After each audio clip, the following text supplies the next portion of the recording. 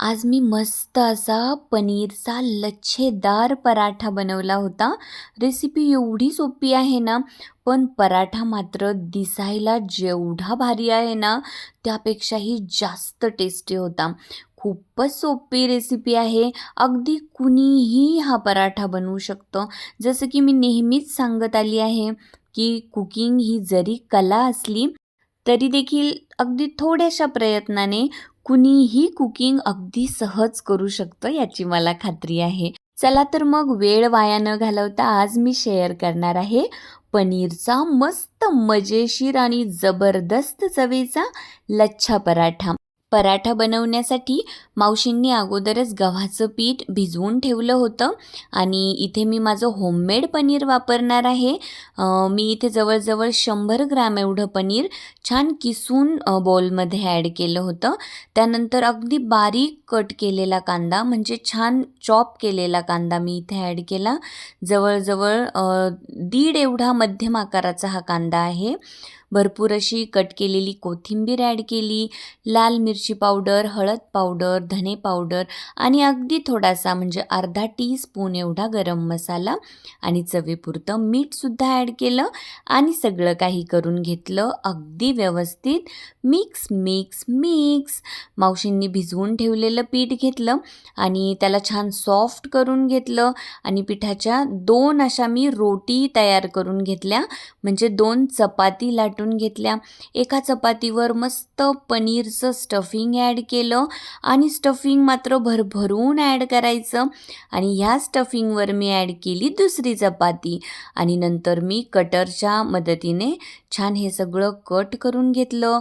त्याचे रोल्स तयार करून घेतलेत आणि पराठा थोडेसे काळे तीळ आणि कट केलेली कोथिंबीर त्यावर लावून छान हलक्या हाताने मस्त लाटून घेतला आणि दोनही बाजूंनी छान साजूक तूप लावून पराठा मस्त क्रिस्पी होईपर्यंत भाजून घेतला.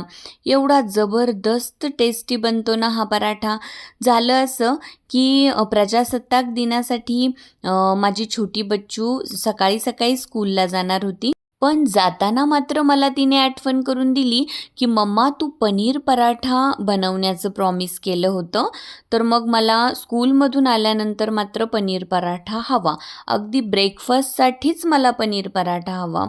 तर मग काय ती 10 वाजेला परत येणार होती. मग झटपट लवकर लवकर आवरत मी सकाळी सकाळी हा सगळा उद्योग केला आणि छान एक स्टेप पुढे जाऊन पनीरचा लच्छा पराठा रेडी ठेवला. आल्यानंतर मग काय मॅडमचा मूड बघण्यासारखा होता, चेहरा बघण्यासारखा होता. मस्त एन्जॉय करत करत तिने दह्यासोबत हा पराठा खाल्ला आणि तिला पराठा मात्र दह्यासोबतच आवडतो. तुम्ही दह्यासोबत खाऊ शकतात किंवा लोणच्यासोबतसुद्धा हा पराठा खूपच टेस्टी लागतो. छान साजूक तुपाचाही फ्लेवर खूप मस्त लागतो आणि पनीरचं स्टफिंग बघा किती सिंपल आहे. तुम्ही रेसिपी व्यवस्थित बघितली असेल तर तुमच्या लक्षात येईल की ही पनीरच्या लच्छा पराठाची रेसिपी खूपच सोपी आहे. सर्वांनी नक्की एकदा ही रेसिपी जरूर ट्राय करा आणि आपल्या मुलांच्या चेहऱ्यावरील आनंद बघायला तर आईला खूपच मज्जा येते आणि तुम्ही सगळे अशा प्रकारे हे कुकिंग करू शकता. खूप सोपं असतं सगळं, फक्त मन लावून करायला लागतं, थोडंसं प्रेम ओतून करायला लागतं. चला तर मग सर्वांनीही पनीरच्या लच्छेदार पराठ्याची रेसिपी नक्की ट्राय करा आणि हो चॅनलला सबस्क्राईब करा. Thank you so much. Bye bye.